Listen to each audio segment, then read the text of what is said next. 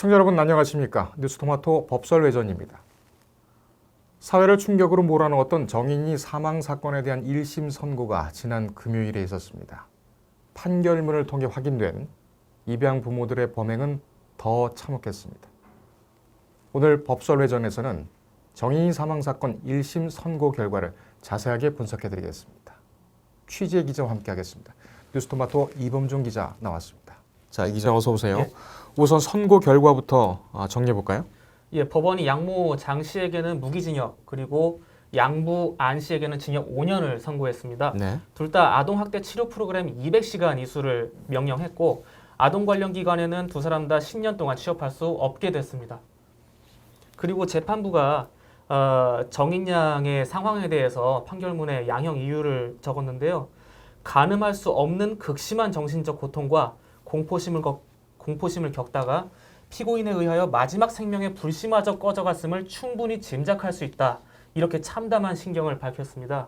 그리고 양모에 대해서는 피해자를 인격체로서 존중하고 보호하기보다는 단지 자신의 분노 표출 대상으로 그렇게 삼아서 피고인 자신의 마음대로 유기, 방임, 신체적, 정서적 학대 행위를 일삼다가 마침내 피해자를 살해 대상으로 하기까지 이른 것이므로 피고인의 이 사건 범행들은 헌법상 인간이라면 누구에게나 보장된 인간의 존엄과 가치를 무참히 짓밟은 비인간적인 범행들이라고 평가할 수 있다. 이렇게 적시하고 꾸짖었습니다. 예. 그리고 양부에 대해서도요.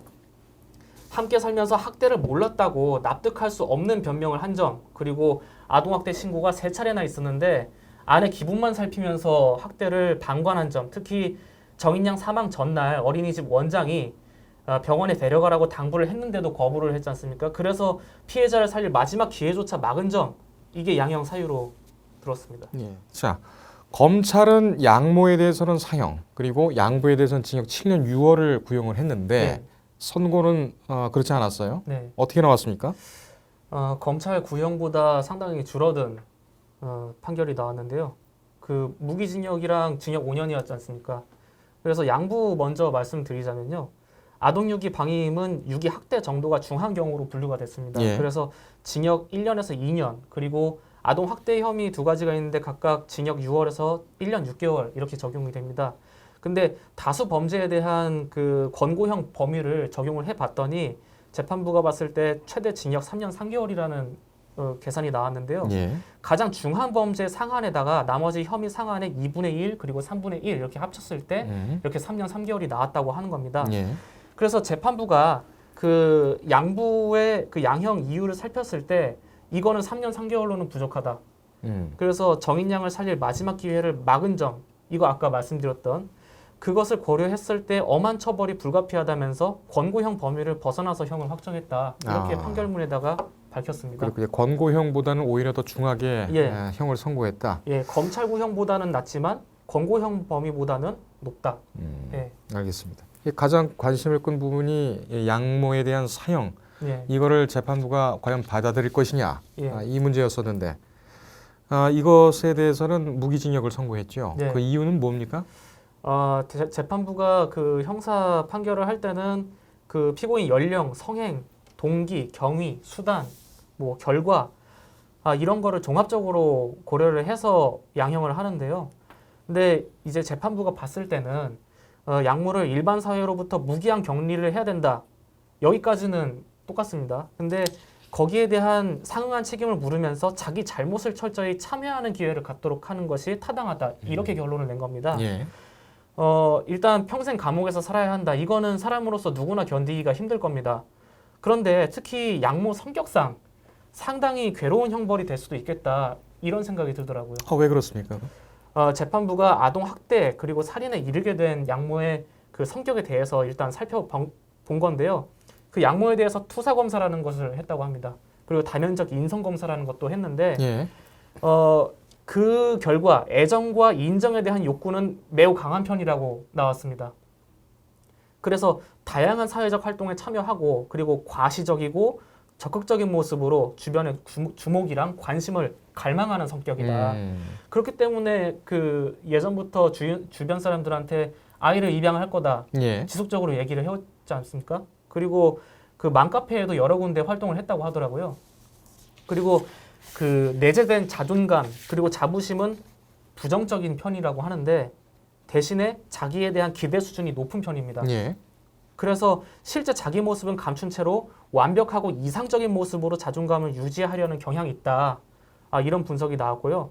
그리고 이 장모 씨는 그 자존심이나 자기 가치감이 위협을 받을 경우에는 쉽게 우울감, 불안, 그리고 분노감에 사로잡힐 수 있다고 결과가 나왔습니다. 예. 그리고 타인의 평가와 지적에 과민해서 사소한 부정적, 거부적 태도에도 상처받기 쉬운데 그 이 점을 필요 이상으로 반복적으로 계속 생각을 하면서 또 자책하거나 타인을 원망하는 양상을 보인다. 이런 평가가 나왔습니다. 그래서 결국에 이런 성격 때문에 정인 양을 입양을 했고 마찬가지로 그 성격 때문에 극심한 유아 스트레스를 받게 됐고 그게 또 원인이 돼서 아이를 학대하고 결국엔 숨지게 했다. 이런 결론이 나온 겁니다. 분노의 표출 대상과 계획처럼한 정인이를 보았다라는 그 부분, 이 부분하고 이 성격에 대해서는 어느 정도 연관성이 좀 있군요. 예. 이 양모에 대한 성격의 특성이 자세하게 나온 것은 이번에 판결문을 통해서 처음인 것 같아요. 판결문을 통해서 구체적으로 나왔습니다. 그렇군요. 알겠습니다. 자, 전자장치 부착 명령하고 보호관찰 청구는 기각됐습니다. 이건 왜 기각됐습니까? 우선 법률이 있습니다. 이것도 그 전자장치 부착 등에 관한 법률이 있는데 살인 범죄를 다시 범할 위험성 이게 부착 근거입니다. 그래서 재판부가 양모가 그 한국형 범죄자 위험성 평가 척도라는 게 있는데요. 네. 이 척도를 적용을 했을 때 재범 위험성이 8점으로 나왔는데 이게 중간 수준이라고 하더라고요. 그리고 정신병 그 선별 도구 평가 결과가 있었는데 성격 특성에 의한 재범 위험성도 20점이 나왔는데 이것도 중간 수치라고 하더라고요.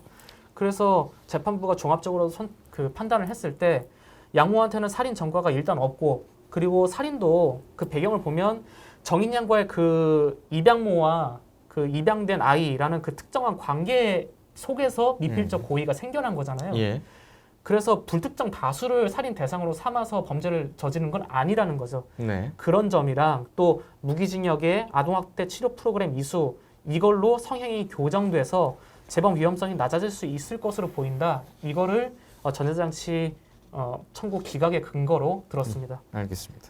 법원 앞에서는 뭐 사형을 외치는 시민들도 많았을 것이고 어머니들이 특히 많았을 텐데 법원 앞에서 또 그 정인이 하고 같은 동네에 살던 분이 뭐 상복을 입고 나와서 집회에 참가했던 부분도 어떤 눈길이 갔죠. 이 부분은 어떻게 여기 나오시게 됐나요? 이분이 정인이 사건이 이제 알려지기 전에는 잘 모르시다가 이 사건이 알려지고 나서 그때 뒤늦게 알고 그때 왔던 그 애구나. 그래서 그 이후로 자꾸 마음에 걸리고 그리고 그때 앞으로 아동 학대범들이 이 판결을 학습해서 범죄를 저지를 수 있을 거 아니냐 이렇게 말씀하시면서 오해를 하셨어요. 네. 그리고 정인이가 왔을 때 자기가 신뢰를 무릅쓰고라도 적극적으로 뭐 볼을 들춰보거나 해서 아이 상태를 확인했으면 어땠을까 이런 취지로 말씀하시면서 네. 웃었어요. 네, 그때 그 제가 옆에서 몇 가지 질문 드렸는데 그때 당시 영상 보시겠습니다. 제가 예전에 키즈 카페에서 본 적이 있어요. 키즈 카페에서요? 네. 저 정인이랑 한 동네에 살았던 네. 그래서 정인이가 유모차 안에 누워 있었어요. 그래서 저는 그때까지만 해도 애가 되게 순한 아이라고 그냥 생각하고 나중에 알고 보니까 그게 정인이더라고요. 제가 무슨 생각까지 하냐면 이거 진짜 무례한 걸 줄 알지만 내가 그때 그냥 애기 얼굴 한번 보고 싶다고 그거 걷어서 열어볼까 막 이런 별 말도 안 되는 그런 후회를 해요. 그리고 정인이를 알고 나서 제일 힘든 건 그냥 모든 생활에서 힘들어요. 다른 아이들 같은 경우에는 캐리어에 가다 주기 캐리어 보면은 그 아이 생각나죠. 근데 정인이 같은 경우에는 그냥 어린이집 어디 소아과 지나갈 때마다 곳곳에서 그냥 생각이 나요. 얘는 그냥 모든 삶에서 그냥 사람 이하의 대우를 받고 살았으니까 맛있는 거 먹으면 얘는 이런 거 한번 먹어봤을까? 이런 생각 들고 제가 상복을 왜 입었게요? 얘는 장례식도 못 해줬잖아요. 그러니까 그런 사소한 모든 거에서 정인이가 생각이 나는 거예요. 얼마나 아팠겠어요. 배가 온몸이 부서졌는데 잘못을 인정을 안 하는데 더 가중처벌을 해도 모자랄 판에 예, 정인이 양부모는 항소할 가능성이 있습니까? 확률은 반반입니다. 일단 양부모의 경우에 일단은 그 형량이 검찰 구형보다는 실제 판결이 줄어들긴 했지만 양모의 경우에는 끝까지 부정을 했었던 미필적 고의가 인정이 된 거기 때문에 그거와 관련해서는 가능성이 아예 없다 이렇게 단정하기는 어려워 보이고요. 그리고 검찰의 경우에는 처음에 구형했었던 게 사형과 징역 7년 6개월이었는데 실제로 선고가 난 거는 무기징역과 징역 5년으로 나왔기 때문에 대부분 형사사건에서 검찰이 상소를 할 때는 양형부당을 그 주된 이유로 들었기 때문에 만약에 이번에도 항소를 하게 된다면 그것도 주요한 이유 중에 하나가 되지 않을까 그렇게 생각하고 있습니다. 알겠습니다. 네, 정인이 양부모가 항소를 한다면은 형이 너무 가혹하다. 이런 취지, 그다음에 고의는 없었다라고 무죄를 주장할 가능성이 많은데 검찰이 항소를 한다면은 사형을 내려달라 이렇게 주장하지 않겠습니까? 네. 근데 지금 입장에서 사형을 내려달라고 하는 것이 의미가 있을까요? 지금 우리나라 같은 경우에는 실질적인 사형 폐지 국가로 분류가 되고 있는데 예. 이거에 대해서는 어떻게 생각하고 있습니까?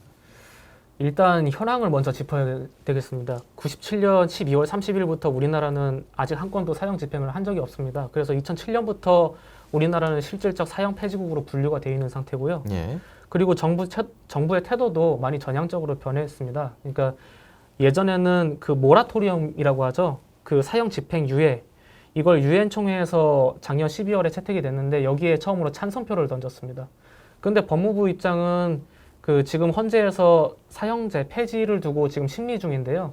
법무부에서는 올해 초에 그 필요악이라는 취지로 입장을 의견서를 냈습니다. 헌법재판소에. 예, 인권위에서는 물론 폐지를 주장하고 있고요. 네. 지금 헌법재판소에서는 이 심리가 계속 이어지고 있죠. 네, 언제쯤 결론이 나온다는 거는 아직 예상할 수는 없을까요? 예. 알겠습니다. 예.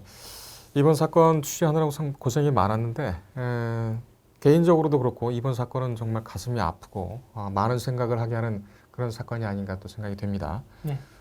지금 영상으로 같이 보셨듯이 키즈카페에서 정인이를 봤던 그 시민분께서 그때 진작 좀 빨리 자기가 관심을 더 가졌으면 어땠을까라는 자책을 하셨다는 보도를 보내드렸는데요.